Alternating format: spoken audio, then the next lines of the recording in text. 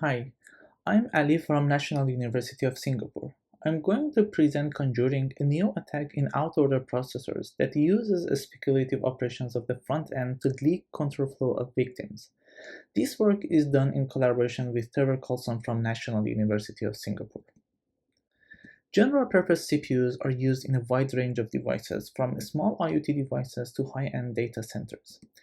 Any vulnerabilities found in these processors affect the overall security of the system and their users. In addition, modern processors deploy highly aggressive optimizations to achieve high efficiency and performance, and one of these key components is the branch prediction unit or BPU. Before going to a deeper analysis of the branch prediction unit, I provide a high-level background on how CPUs work. CPUs have two parts as the front end and the back end. The main task of the frontend is to fetch instructions from the memory and translate them in a format that the backend can process. And once these decoded instructions are delivered to the backend, they will execute and update the system with their computation results. Branch prediction units is a key component in the front end that predicts the control flow of the program upon branch instructions. State-of-the-art BPUs are highly accurate and enable processors to achieve high performance. However, branch prediction units are great channels to remember and leak control flow history of the victim applications. In this work, we focus on speculative fetch attacks where exploit BPU as a side channel to leak information. Branch scope is one of the early examples of the speculative fetch attacks. This attack targets the pattern history table or PHT, which is a table in the BPU that captures the history of branch directions and uses a logic to determine fetch direction for the next appearances of the branch. In this attack, the attacker first primes the pattern history table to a known state, for example, strongly taken. This primed entry has a collision with the victim branch. Then, in the next step, the victim will use the same entry to determine the direction for its branch. The state of the PHT entry will be updated based on the victim's control flow, which can potentially be secret information.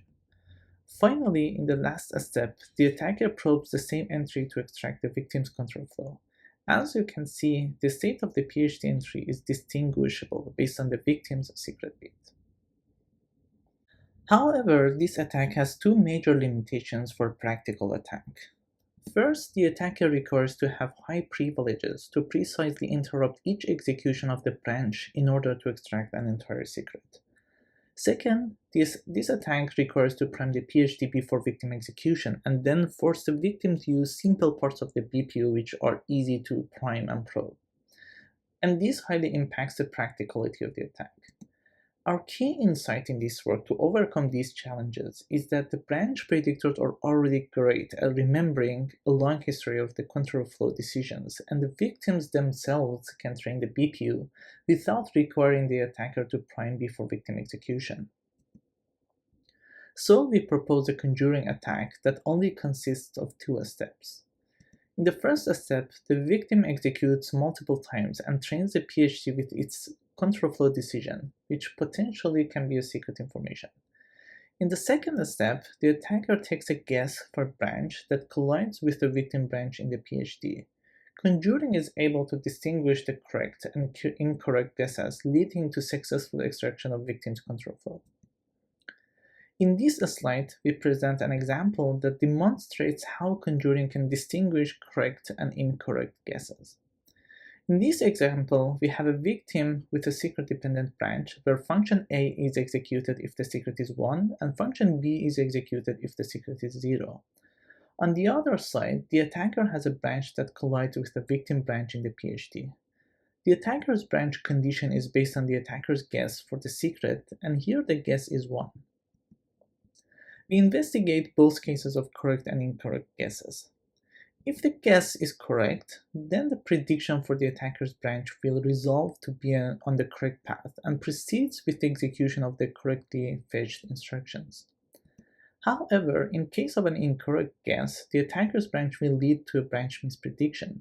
This means that the incorrectly fetched instructions will be squashed and the processor will start fetching and executing instructions on the correct path. As you can see, there is a timing difference for a correct guess and incorrect guess, which enables the attacker to infer the secret bit. To demonstrate the effectiveness of conjuring on a real-world application, we aim to break the RSA decryption. RSA crypto system implements a modular exponentiation to perform decryption. A naive implementation of modular exponentiation is based on multiply and a square. As you can see in this code, the input is the secret key D, and the code has a secret dependent branch, where it only performs multiply only if the secret bit is 1. This implementation has been traditionally vulnerable to numerous timing side channels, which resulted in a safer implementation called Montgomery ladder powering. As you can see in this implementation, the secret dependent branch is balanced and both sides of the branch perform multiply and square. This implementation still exists in multiple actively maintained libraries like macOS OpenSSL, and we show its vulnerability against Conjuring. To break RSA, we test different branch predictors and evaluate how well they can remember and leak the secret key. For example, in this figure we show how many bits of the secret key are successfully recovered from the multi-perspective perceptron branch predictor. As you can see, the recovery of 4 bits out of 19 bits of the secret are unsuccessful. However, for the tournament branch predictor, this reduces to only 2 unsuccessful bit extractions. And finally, the Tage SCL branch predictor can correctly remember all the secret bits.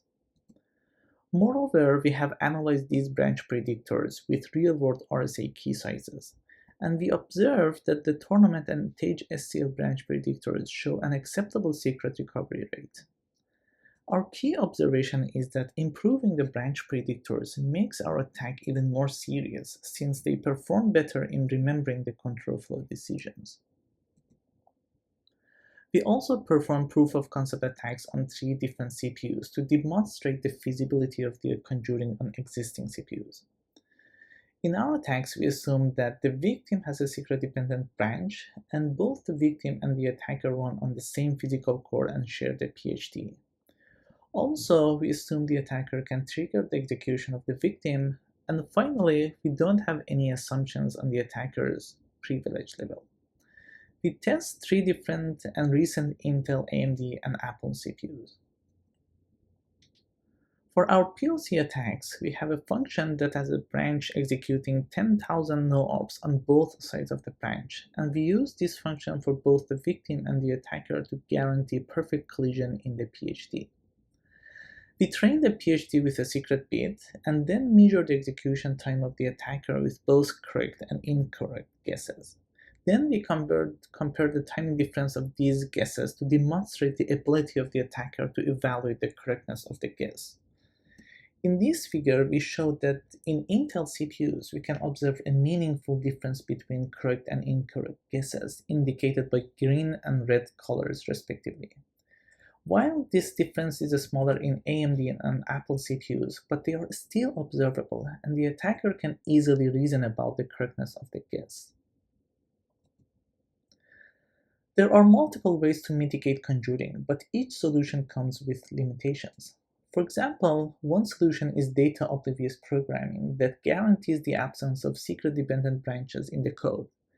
However, data-oblivious codes usually incur prohibitive performance overheads, and also they require non-negligible engineering efforts to port existing libraries to efficient data-oblivious versions. The next solution is to design secure branch prediction units where they perform randomization, flushing, partitioning, or encrypting the contents of the BPU. However, these solutions only address one source of leakage in the CPU frontend, while potentially various sources can exist, like the instruction prefetcher. Moreover, all these solutions trust the OS to perform the appropriate protections, which means these solutions will not protect against malicious OS. So, we propose a hardware-software mechanism to mitigate conjuring and speculative fetch attacks. Our defense is comprehensive and efficient with almost zero performance overhead. In this solution, we use a compiler-level taint tracking to mark secret-dependent branches and then communicate this information with the hardware. The processor restricts speculative fetch redirection for the marked and secret-dependent branches. We have implemented our defense in Gen 5 and showed the results for 3 different designs: an insecure baseline processor that has no protection, our defense, which we call it selective fetch restriction, and also a secure baseline which naively disables the branch prediction. Our results show that while the performance overhead of the secure baseline can reach up to 3x, our solution has almost zero performance overhead. To conclude this presentation, we discussed that modern processors could leak control flow of the programs through their aggressive performance optimizations like speculative fetch of instructions. We proposed a Conjuring attack that improves upon prior work through enabling an unprivileged attacker to extract sensitive control flow information and also doesn't require priming the PhD. In addition, we demonstrate that our attack becomes even more serious by improving the branch predictors. We test our attack on 3 different existing CPUs, and finally we propose a comprehensive and efficient mitigation to prevent speculative fetch attacks.